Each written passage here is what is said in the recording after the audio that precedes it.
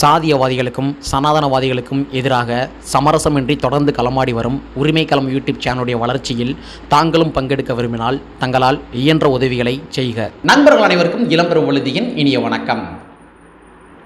Armstrong அவருடைய படுகொலை விவகாரத்தில் விசிகா நிறுவனர் முனைவர் தொல் திருமாவருடைய ரூட்டு தான் கரெக்டான ரூட் அப்படின்ற மாதிரி பாரஞ்சித் அவர்கள் வெளிப்படையாக சொல்லாமல் சொல்லியிருக்காரு. அவருடைய கூட்டரை ஒத்துக்கிட்டார், இவர் போகிற ரூட்டு தான் கரெக்டான ரூட் அப்படின்ற மாதிரி ஒத்துக்கிட்டார். ஸோ அந்த மேட்ரு என்ன அப்படின்றத இந்த காணொலியில் கொஞ்சம் டீட்டெயிலாக பார்த்துடலாம். நாங்கள் படிமத்து பார்த்துட்டோம், இனி ஜென்மத்துக்கும் எங்களால் குடிய முடியாது, அதனால நாங்கள் சண்டை போட போறோம். பொதுவாகவே விசிக நிறுவனர் முனைவர் தொல் திருமாவர்களை அரசியல் பேராசான் அப்படின்னு சொல்லுவாங்க. அரசியல் பேராசான் எதற்காக அந்த வார்த்தையை அவங்க பயன்படுத்துகிறாங்க அப்படின்னா, அரசியல் நிகழ்வுகள் இருக்குது தெரியுமா, அந்த அரசியல் நிகழ்வுகள் எல்லாத்துலேயுமே இவர் முன்னாடி வைக்கின்ற கருத்துக்கள் என்பது எதிர்காலத்தில் தீர்ப்புகளாக மாறி இருக்கின்றது. அவர் ஒரு ஸ்ட்ராட்டஜியை சொல்லுவார், நீங்கள் இப்படி பண்ணிங்கன்னா இது இப்படி தாண்டா நடக்கும் அப்படின்ற மாதிரி ஸ்ட்ராட்டஜி சொல்லுவார். ஆனால் அந்த ஸ்ட்ராட்டஜி தான் கடைசியில் தீர்ப்பாக மாறும். பல அரசியல் நிகழ்வுகள் இதை உறுதிப்படுத்தி இருக்கு. ஸோ அதனால தான் அவர் அரசியல் பேராசான் அப்படின்னு சொல்கிறாங்க. ஒரு சின்ன உதாரணம் சொல்கிறதா இருந்தால், வன்னியர் சமுதாய மக்களுக்கு 10.5% இடஒதுக்கீடை எடப்பாடி அரசாங்கம் என்ன பண்ணாங்கன்னா கடந்த ஆட்சியின் போது வழங்கினாங்க. அப்போ நம்ம ராமதாஸ் அவர்கள் என்ன பண்ணிட்டாரு, இந்த 10.5% இடஒதுக்கீடு ஏற்றுக்கிட்டாரு. ஆஹா, நம்ம கொடுத்துட்டாங்கடா அப்படின்ற மாதிரி ஏற்றுக்கிட்டாரு. அப்போ திருமாவர்கள் என்ன பண்ணார்னா, சாதிவாரி கணக்கெடுப்பு நடத்தாமல் இந்த 10.5% இடஒதுக்கீடு என்பது செல்லாது. ஒரு மூத்த முதுபெரும் அரசியல்வாதியாக இருந்து கொண்டிருக்கின்ற ராமதாஸ் அவர்களுக்கு இந்த விஷயம் தெரிந்திருந்த போதிலும் கூட வன்னியர் சமுதாய மக்களை ஏமாத்துறாரு அப்படின்ற மாதிரி அப்போவே என்ன பண்ணார்னா ஒரு விஷயத்தை பதிவு பண்ணார், ஒரு கருத்தை பதிவு பண்ணார். அவருடைய கருத்தை மெய்ப்பிக்கும் விதமாக ஒரு தீர்ப்பு வெளியாச்சு. சில ஆண்டுகளுக்கு பின்பாக ஒரு தீர்ப்பு வெளியாச்சு. ஜாதிவாரி கணக்கெடுப்பு நடத்தாமல் இந்த 10.5% இடஒதுக்கீடு என்பது அரசியலமைப்பு சட்டத்துக்கு எதிரானது, இது செல்லாது அப்படின்ற மாதிரி நீதிமன்றமே தீர்ப்பு கொடுத்தாங்க. ஸோ அதனால சொல்கிறோம், திருமாவர்கள் எப்பொழுதுமே அரசியல் முற்போக்காளர், அதே மாதிரி அரசியல் பேராசான் அப்படின்னு சொல்லுவாங்க. சரி, இதெல்லாம் நான் எதற்காக பதிவு பண்ணுறேன் அப்படின்னா, இப்படி தான் ஆம்ஸ்டாங் அவர்களுடைய படுகொலை நடந்து முடிஞ்ச உடனேயே உணர்ச்சி தடுமாற்றத்தின் விளைவுகளால் நிறைய நபர்கள் என்ன பண்ணாங்கன்னா தங்களுடைய கருத்துக்கள் எல்லாமே தங்களுடைய கருத்துக்கள் எதெல்லாம் பாதிக்கும் அப்படின்ற மாதிரி தெரியாமல் நிறைய பேர் என்ன பண்ணாங்க, சமூக வலைத்தளங்களில் தங்களுடைய கருத்துக்களை எழுதி தீட்டுனாங்க பயங்கரமாக. ஆனால் திருமாவர்கள் தான் ரொம்ப கட்டுக்கோப்பாக அந்த விஷயத்தை ஹேண்டில் பண்ணார். எந்த விஷயத்தை சொல்லணும், எந்த விஷயத்தை சொல்லக்கூடாது, எந்த விஷயத்தை இலைமறை காயாக சொல்லணும் அப்படின்ற மாதிரி திருமாவர்கள் தான் பதிவு பண்ணார். சரிங்களா? ஸோ பாரஞ்சித் அவர்களும் கூட என்ன பண்ணார்னா, ஆரம்ப காலகட்டத்தில் ஆம்ஸ்டாங்களுடைய படுகொலை நடந்து முடிஞ்ச உடனே அவர் உடனடியாக ஒரு கருத்தை பதிவு பண்ணார். இந்த ஆம்ஸ்டாங்குடைய படுகொலை விவகாரத்தில் சிபிஐ விசாரணை வேணும் அப்படின்னு சொன்னார். உணர்ச்சி தடுமாற்றத்தின் விளைவுகள், சிபிஐ விசாரணை வேணும் அப்படின்னு சொன்னார். அதற்கு பின்பாக ஆம்ஸ்டாங்குடைய துணைவியாரும் கூட அவங்களும் என்ன பண்ணாங்கன்னா, சிபிஐ விசாரணை வேணும், நான் ஆர்.என். ரவி அவர்களை பார்த்து சிபிஐ விசாரணை கோர போகிறேன் அப்படின்ற மாதிரி சொன்னாங்க. அதே மாதிரி பகுஜன் சமாஜ் கட்சியினுடைய மாயாவதி அவர்களும் கூட என்ன பண்ணாங்கன்னா, சிபிஐ விசாரணை தான் வேணும் அப்படின்னு சொன்னாங்க. ஆனால் அரசியல் முற்போக்காளர்கள் எல்லாமே என்ன பண்ணாங்கன்னா, மறுபடியும் ஒரு விஷயத்தை பதிவு பண்ணிட்டே இருந்தாங்க. இந்த விஷயத்துக்கு சிபிஐ விசாரணை மாற்ற வேணாம், தமிழ்நாட்டினுடைய காவல்துறை அதிகாரிகளே இந்த விவகாரத்தை விசாரிக்கட்டும் அப்படின்ற மாதிரி மறுபடியும் சொன்னாங்க. அதே மாதிரி முனைவர் தொல் திருமாவர்கள் இருக்கார் இல்லையா, அவர் இந்த விஷயத்தில் ரொம்ப உறுதியாக இருந்தார். சிபிஐ விசாரணை தயவு செஞ்சு வேணாம், தமிழ்நாட்டினுடைய காவல்துறை அதிகாரிகளே இந்த விவகாரத்தை விசாரணை மேற்கொள்ளட்டும் அப்படின்னு சொன்னார். ஸோ திருமாவர்களை விமர்சனம் பண்ணி நிறையா நபர்களும் கூட தங்களுடைய கருத்துக்கள் எல்லாமே பதிவேற்றங்கள் பண்ணாங்க. இவர் எதுக்கு தேவையில்லாமல் சிபிஐ விசாரணை வேணான்னு சொல்கிறாரு அப்படின்ற மாதிரி நிறையா நபர்கள் பதிவேற்றங்கள் பண்ணாங்க.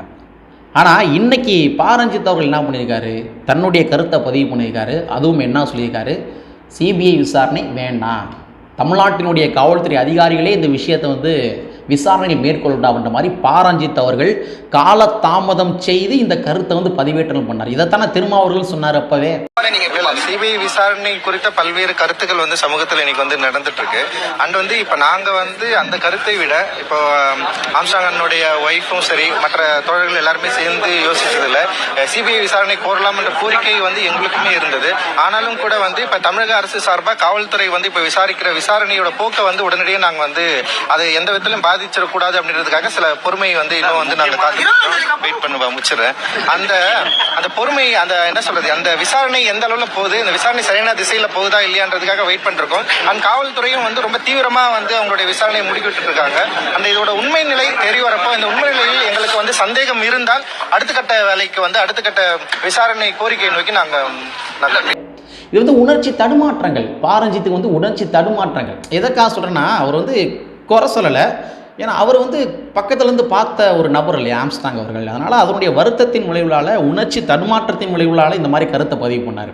ஆனால் ஆக்சுவலாக என்ன அப்படின்னா, திருமாவர்கள் எதற்காக சிபிஐ விசாரணை வேணாம், காவல்துறை அதிகாரிகளை விசாரணை பண்ணணும்னு எதற்காக சொன்னார் அப்படின்னா, மீண்டும் மீண்டும் இந்த ஆம்ஸ்ட்ராங்குடைய படுகொலை விவகாரத்தில் யாருடைய பேச்சு ரொம்ப அடிபடுதுன்னா ஆருத்ரா தான். ஆருத்ரானாலே யாருன்னு தெரியும் உங்களுக்கு. ஆருத்ரா விவகாரத்தில் யார் யாரெல்லாம் ஈடுபட்டிருக்காங்க அப்படின்றது தெரியும். அண்ணாமலை அவருடைய பெயர்கள் கூட அடிபடுகின்றது, ஆர்கே சுரேஷுடைய பெயர்கள் அடிபடுகின்றது, அதே மாதிரி அமர் பிரசாத் ரெட்டி அவருடைய பெயர் வந்து அடிபடுகின்றது. ஸோ ஆரம்பத்தில் வந்து ஆருத்ரா என்று சொல்லப்படுகின்ற அந்த மைய புள்ளியிலிருந்தால் இந்த விவகாரமே ஸ்டார்ட் ஆகுது அப்படின்றது எல்லாருக்குமே தெரியும். ஸோ அப்படியே பட்சத்தில் ஆருத்ரால நேரடியாக பாரதிய ஜனதா கட்சி வந்து தொடர்பில் இருக்குது. ஸோ அதான் மற்ற கட்சிகளும் அங்கொன்று இங்கொன்றுமாக கிளை செயலாளர்கள் அது இதுன்னு சொல்லி தொடர்பில் இருக்கிறாங்க. பட் மெயினான ஆட்கள் யாருன்னா பாஜக நேரடியாக தொடர்பில் இருக்குது. அப்போ இந்த வழக்கை நீங்கள் சிபிஐ விசாரணைக்கு மாற்றினீங்க அப்படின்னா, மத்திய புலனாய்வுத்துறைக்கு மாற்றினீங்க அப்படின்னா, ஆளுகின்ற அரசாங்கம் யார்? பாரதிய ஜனதா கட்சி. அப்போ மத்திய புலனாய்வுத்துறை வந்து யாருக்கு ஆதரவாக செயல்படுவாங்க? பாரதிய ஜனதா கட்சிக்கு ஆதரவாக தான் செயல்படுவாங்க. அப்போ பாரதிய ஜனதா கட்சிக்கு ஆதரவாக அவங்க செயல்படுறாங்க அப்படின்னா, ஆம்ஸ்ட்ராங்குடைய படுகொலை விவகாரத்தில் உண்மைத்தன்மைகள் வெளிவராது, நிறையா விஷயங்கள் திட்டமிட்டு மறைக்கப்படும். அதான் உண்மை. ஏன்னா ஒரு கட்சியினுடைய மாநில தலைவரை வந்து இதில் பேச்சு வந்து அடிபடுது, அண்ணாமலையோருடைய பேர் வந்து அடிபடுது, பாஜகவுடைய அண்ணாமலையோருடைய பேர் அடிபடுது. அப்படிங்கிற பட்சத்தில் இந்த மத்திய புலனாய்வுத்துறை நேர்மையாக இந்த விவகாரத்தை எப்படி விசாரணை மேற்கொள்வாங்க? இது வந்து ரொம்ப ஒரு சிம்பிளான விஷயம். இந்த விஷயத்தை மையப்படுத்தித்தான் திருமாவர்கள் என்ன பண்ணார்னா, தயவு செஞ்சு நீங்கள் சிபிஐ விசாரணை மேற்கொள்ள வேண்டாம் அப்படின்ற மாதிரி மறுபடியும் சொன்னார். இப்போ நீங்கள் கூட கேள்வியில் கேட்கலாம், ஏப்பா சிபிஐ என்பது தனித்துவமாக இயங்கக்கூடிய ஒரு அமைப்பு அப்படின்ற மாதிரி நிறைய பேர் கேள்வியில் கேட்கலாம். அவங்க எப்படி ஒருதலைபட்சமாக செயல்படுவாங்கன்ற மாதிரி கேள்வி கூட கேட்கலாம்.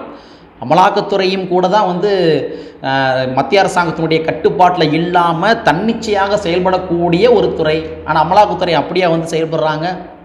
அதே மாதிரி தேர்தல் ஆணையம் வந்து தன்னிச்சையாக செயல்படக்கூடிய ஒரு துறை. அவங்க அப்படி தான் தன்னிச்சையாக தான் வந்து அவங்க செயல்படுறாங்களா?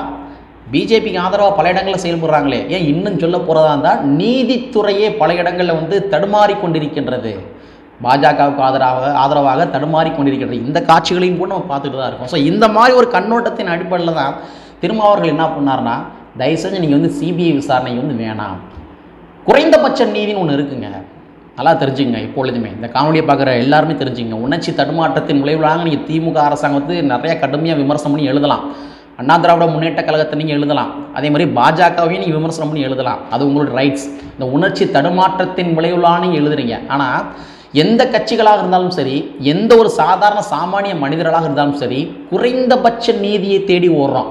நல்லா தெரிஞ்சுங்க, குறைந்தபட்ச நீதி. இந்த குறைந்தபட்ச நீதி என்று சொல்லப்படுகின்ற இந்த நீதி என்பது திராவிட முன்னேற்ற கழகத்தில் தான் கிடைக்கும். அதான் யதார்த்தமான உண்மை. நீங்கள் என்ன தான் நீங்கள் மறுத்தாலும் சரி, இந்த குறைந்தபட்ச நீதி என்பது திராவிட முன்னேற்ற கழகத்தில் தான் கிடைக்கும், வேறு யார்கிட்டையுமே கிடைக்காது. அண்ணா திராவிட முன்னேற்ற கழகம் ஒருவேளை இந்த நேரத்தில் ஆட்சியில் இருந்திருந்தாங்க அப்படின்னா இத்தனை அக்யூஸ்ட் வந்து கைது செய்யப்பட்டிருப்பார்களா என்பதை மிகப்பெரிய ஒரு கேள்விக்குறி. அதே மாதிரி இவ்வளோ கருத்து சுதந்திரமாக நீங்கள் கருத்துக்கள் சமூக வலைத்தளங்களில் பதிவேற்றங்கள் பண்ண முடியுமான்றதும் கேள்வி. இப்போ நான் வசிக்கின்ற பகுதியில் ஆணையூர் அப்படின்னு சொல்லி ஒரு பகுதி இருக்குது மதுரையில். அந்த மதுரை ஆணையூர் பகுதியில் அண்ணா திராவிட முன்னேற்ற கழகத்தினுடைய பீரியடில் என்ன பண்ணாங்கன்னா, அந்த ஆணையூர் பகுதியை சார்ந்த ஒரு நபர் என்ன பண்ணாங்கன்னா, 7 தமிழருடைய படுகொலை விவகாரத்தில் 7 தமிழருடைய விடுதலை விவகாரத்தில் ஆளுநர் பதவி வந்து நீங்கள் ஏன்ட்ட கொடுங்க, நான் உடனே ரிலீஸ் பண்ணி காட்டுறேன் அப்படின்ற மாதிரி ஒரு பதிவு போட்டான். அடுத்த நாளே வந்து அரெஸ்ட்டு, கைது பண்ணாங்க அண்ணா திராவிட முன்னேற்ற கழகத்தினுடைய அரசாங்கம்.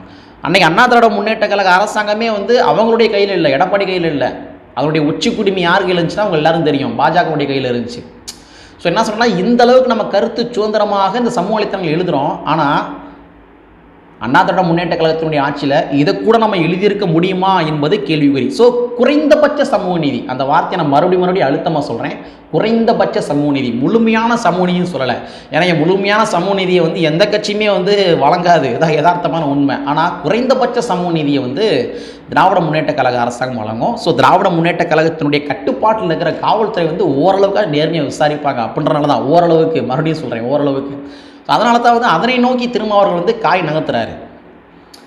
மத்திய புலனாய்வுத்துறையுடைய கையில் கொடுத்துட்டு என்ன பண்ண முடியும்?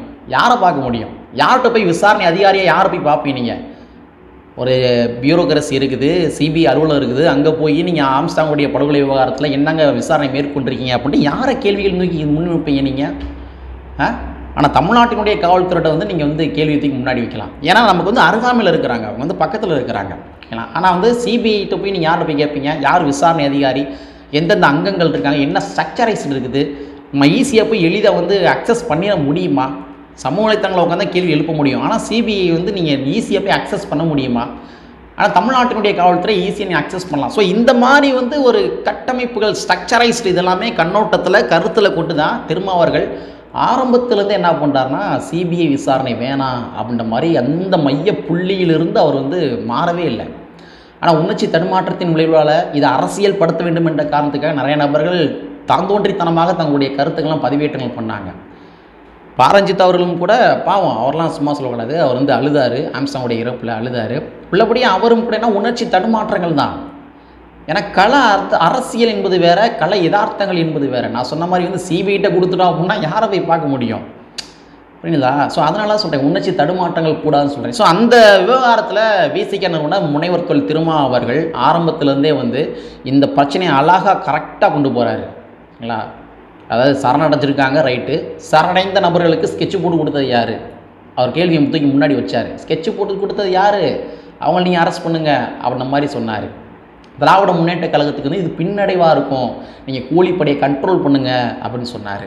அதுமாதிரி சிபிஐ விசாரணை வேணாம் அப்படின்றதையும் பதிவு பண்ணார். ஸோ கண்ணுடைய ஸ்டாண்டில் கரெக்டாக இருக்கார் திருமா அவர்கள்.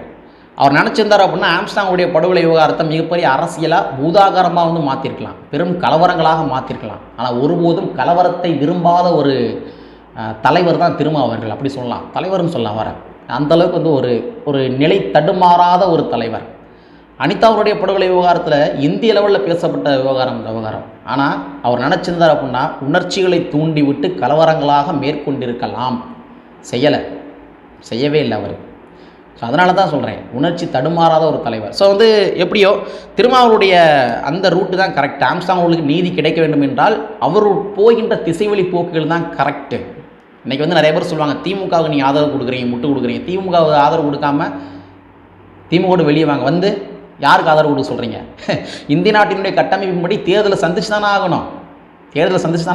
அப்போ யாருக்கு ஆதரவு கொடுக்க சொல்கிறீங்க? தனியாக நிற்க சொல்கிறீங்களா? சரி, தனியாக நின்றோம் அப்படின்னா குறைந்தபட்ச சமூக நீதிக்காக யாராச்சும் போய் நின்று தானே ஆகணும், யாராச்சும் ஒரு கட்சியில் போய் கேட்டு தானே ஆகணும். இன்றைக்கி 1000க்கும் மேற்பட்ட ஊராட்சி மன்ற தலைவர்கள் இருக்காங்க. விசிக நிறுவனம் முனைவர் திருமா அவர்கள் கூட்டணி வைத்து அதன் மூலமாக தலித் சமூகத்தை சார்ந்தவர்கள் 1000க்கும் மேற்பட்ட ஊராட்சி மன்ற தலைவர்கள் இருக்காங்க. 2 MP இருக்காங்க. 2 MP இருந்து என்ன பண்ணான்னு கேட்பானுங்க. அவன் எல்லாம் அரசியல் தெரியாத தற்கொலைகள். தயவு செஞ்சு வந்து யூடியூப்பில் போய் பார்லிமெண்ட் ஸ்பீச் சொல்லி போட்டு தேடி பாருங்கள், அவங்க என்ன பேசியிருக்காங்கன்னு தெரிய வரும். சரியா? சரி, அதாவது 2 MP இருக்காங்க, 4 MLAக்கள் இருக்காங்க. இதெல்லாம் மிகப்பெரிய அரசியல் மாற்றம், அதிகாரத்தை நோக்கி பயணப்பட்ட ஒரு மாற்றங்கள். ஸோ எல்லாமே திருமாவர்கள் மூலமாக மட்டும்தான் சாத்தியப்பட்டது என்பதனை கூறிக்கொண்டு, அரசியல் பேராசனுங்க, அவரை பின்தொடர்ந்தாலே போதும், தலித் சமுதாய மக்களுக்கு விடுதலை என்பது எளிய வகையில் கிட்டும் என்பதை கூறிக்கொண்டு, கற்பி ஒன்று புரட்சி செய்கின்ற புரட்சியாளர் வரையை கூறிக்கொண்டு நிறைவு செய்கின்றேன். நன்றி, வணக்கம்.